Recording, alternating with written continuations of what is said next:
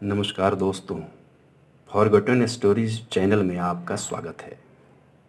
आज स्कंद पुराण से एक कथा शिव भक्त नंदभद्र सुनाने जा रहा हूँ। प्राचीन काल की बात है। बहुदक नामक तीर्थ में नंदभद्र नाम के एक वैश्य रहते थे। वे वर्णाश्रम धर्म का पालन करने वाले सदाचारी पुरुष थे। उनकी धर्म पत्नी का नाम कनका था। वह भी पातिव्रत धर्म का पालन करने वाली साध्वी स्त्री थी। उसमें अन्य अनेक सद्गुण भी विद्यमान थे, जिससे उनकी गृहस्थी बड़े आनंद एवं धर्मपूर्वक व्यतीत हो रही थी। वर्णाश्रम धर्म के अनुसार नंदभद्र वाणिज्य को ही अपना श्रेष्ठ धर्म मानते थे और उसे ही अपनाए हुए थे। नंदभद्र के हृदय में परोपकार तो मानो साक्षात मूर्तिमान होकर विराजमान था। वे भगवान की पूजा की भावना से अपना समस्त व्यवसाय करते और दूसरों की आवश्यकता का ध्यान रखते हुए थोड़ा लाभ लेकर वस्तुओं की बिक्री करते थे। ग्राहकों के साथ किसी प्रकार का भेदभाव न रखते हुए वस्तुओं के क्रय विक्रय में वे पूर्ण रूप से समता का बर्ताव रखते थे। उनके यहाँ ग्राहकों को अच्छा माल दिखाकर कभी भी घटिया माल नहीं दिया जाता था। वे घृणित वर्जित वस्तु मदिरा आदि का व्यापार कभी नहीं करते थे। सौम्य स्वभाव वाले नंदभद्र का रहन सहन भी बहुत सीधा साधा था। वे लकड़ी एवं घास फूस से निर्मित एक छोटे से मकान में निवास करते थे। उनका खान पान बहुत साधारण कम खर्चीला था। जिसे भगवान से प्रेम हो जाता है उसे संसार के कार्य फीके से लगने लगते हैं। यही दशा नंदभद्र की थी। वे चंद्रमौली भगवान शंकर के अनन्य भक्त थे। बहुदक में एक बहुत सुंदर शिवलिंग स्थापित था, जो कपिलेश्वर महादेव के नाम से प्रसिद्ध था। नंदभद्र तीनों समय बड़े प्रेम से कपिलेश्वर शिवलिंग की पूजा किया करते थे। वे सभी के हित साधन में सदैव संलग्न रहते एवं मन, वाणी और क्रिया द्वारा परोपकार धर्म का पालन करते थे। किसी के साथ न उनका द्वेष था न राग। वे न किसी से अनुरोध करते थे न किसी का विरोध। वे निंदा स्तुति में सदा ही सम तथा जो कुछ मिल जाता उसी में संतुष्ट रहते थे। नंदभद्र का जीवन सन्यासियों जैसा ही था। वे गृहस्थाश्रम को संन्यास आश्रम से कम नहीं मानते थे। वे कहा करते थे कि जो विषयों को बाहर से त्याग कर मन के द्वारा उसे ग्रहण करता रहता है, वह इस लोक और परलोक दोनों ओर से भ्रष्ट होकर फटे हुए बादल की भांति नष्ट हो जाता है। संन्यास का सारभूत तत्व है विषयों का त्याग। सभी को उसका पालन करना चाहिए। गृहस्थ में रहकर यथाशक्ति देवता, पितर, अतिथि, ब्राह्मण, पशु पक्षी, कीट पतंग आदि समस्त भूतों के लिए सदा अन्न देना चाहिए। इनसे बचा हुआ अन्न ही स्वयं भोजन करना चाहिए। नंदभद्र का सदाचार संपन्न सुखमय जीवन सभी के लिए स्पृहणीय था। सज्जन लोग सदैव संतों के जीवन से लाभ उठाते हैं। उन्हें देख देख कर प्रसन्न होते तथा उनका अनुसरण कर अपने जीवन को सदाचारमय बनाते हैं। दूसरी ओर दुष्टजन किसी संत को देखकर जलते हैं। ऐसा ही एक व्यक्ति नंदभद्र के पड़ोस में रहता था। उसका नाम था सत्यव्रत। नाम तो उसका सत्यव्रत था, परंतु था वह बड़ा ही नास्तिक एवं दुराचारी। धर्मपरायण नंदभद्र को सुखी देखकर वह जला करता था। बारंबार नंदभद्र पर मिथ्या दोषारोपण करना और सदा उनके दोष ही ढूंढते रहना मानो उसका स्वभाव ही बन गया था। उसके जीवन की सबसे बड़ी चाह यही थी कि किसी प्रकार कोई नंदभद्र का दोष दिख जाए तो उसे धर्म से गिरा दूं। प्रारब्ध के भोग से कौन छूट पाता है? देवता या मनुष्य कोई भी क्यों न हो, प्रारब्ध का विधान तो सभी को स्वीकार करना पड़ता है। अचानक नंदभद्र का इकलौता पुत्र चल बसा। महामती नंदभद्र ने विधि का विधान मानकर शोक नहीं किया। थोड़े ही दिनों के पश्चात सहसा उनकी पतिव्रता पत्नी कनका भी चल बसी। लंबे अवसर की प्रतीक्षा के पश्चात नंदभद्र पर विपत्ति आई। देखकर उनके पड़ोसी सत्यव्रत को बड़ी प्रसन्नता हुई। उसने सोचा कि अब मैं नंदभद्र को धर्मभ्रष्ट कर ही दूंगा। वह दौड़कर उनके पास पहुंचा और बनावटी दुख का प्रकट करते हुए बोला, हा नंदभद्र, बहुत बुरा हुआ। तुम्हारे जैसे धर्मात्मा को भी कैसा दुख उठाना पड़ रहा है। इससे यही समझ में आता है कि यह धर्म कर्म सब ढकोसला है। मेरे मन में तो कई बार तुम्हें चेतावनी देने की बात आई थी कि दिन में 3 बार पूजा करना, स्तुति प्रार्थना करना सब व्यर्थ है, परंतु संकोचवश मैं चुप रहा। आज कहे बिना नहीं रहा गया, अतः कह रहा हूँ। उसने पुनः कहा, भैया नंदभद्र, धर्म के नाम पर क्यों इतना कष्ट उठाते हो? मिथ्यावाद अच्छा नहीं होता। जब से तुम इस पत्थर पूजन में लगे हो तब से तुम्हें कोई अच्छा फल मिला हो ऐसा मैंने नहीं देखा। तुम्हारा इकलौता पुत्र और साध्वी पत्नी दोनों संसार से चल बसे। यदि भगवान होते तो क्या तुम्हें ऐसा फल देते? भैया, भगवान तो स्वार्थी लोगों की कल्पना मात्र है। सूर्य, चंद्रमा, वायु, मेघ आदि सब स्वभाव से ही विचरण करते हैं। स्वभाव से ही समस्त जीव जंतु, पेड़ पौधे एवं मनुष्य पैदा होते हैं। मनुष्य योनि ही सबसे दुखद योनि है।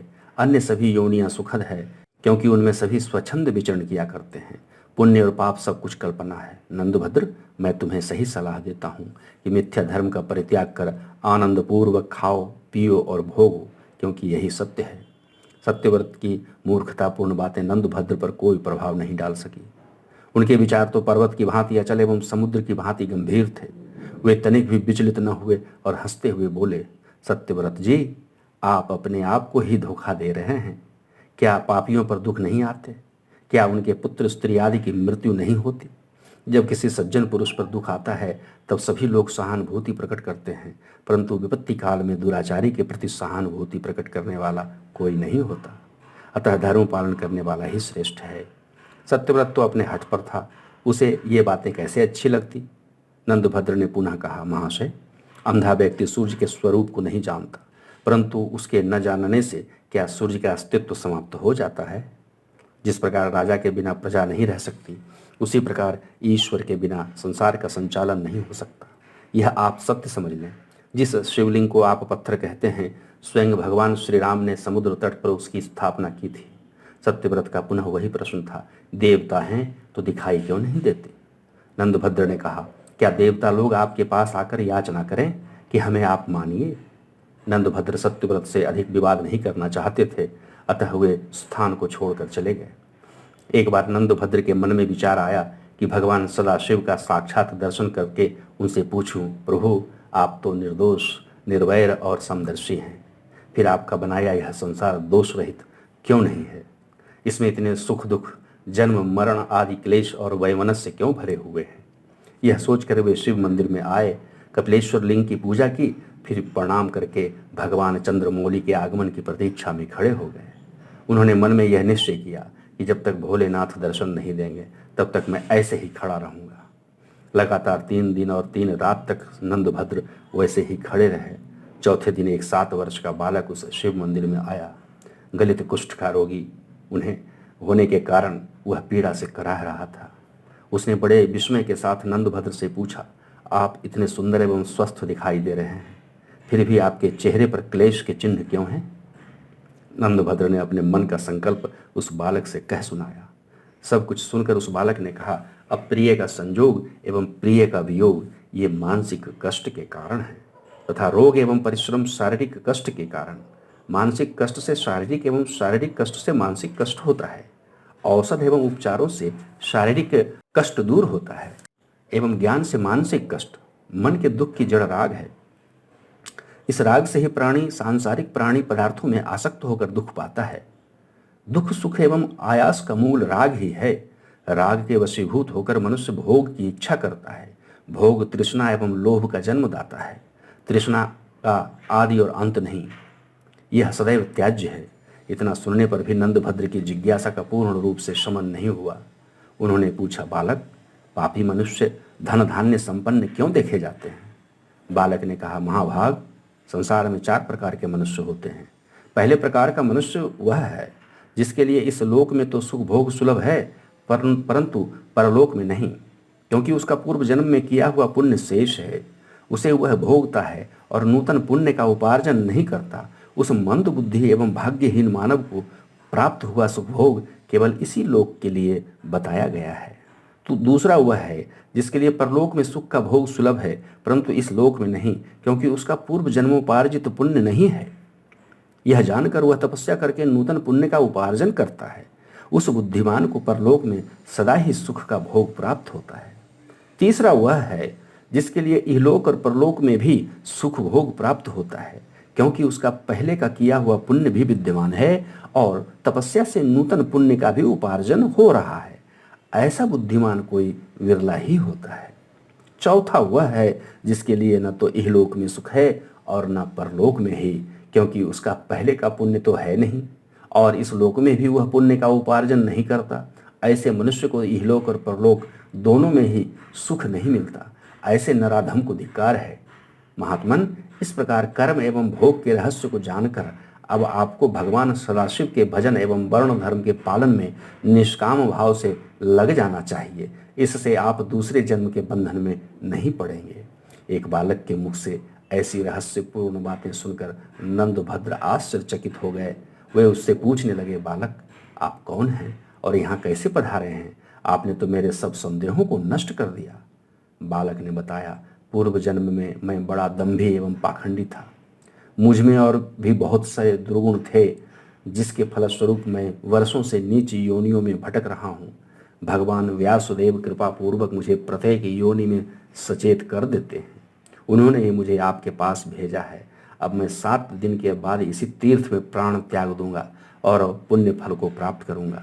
कृपया मृत्यु के बाद आप मेरा अंतिम संस्कार कर दीजिएगा। सूर्य मंत्र का जाप करते हुए 7वें दिन उस बालक ने अपने प्राण त्याग दिए।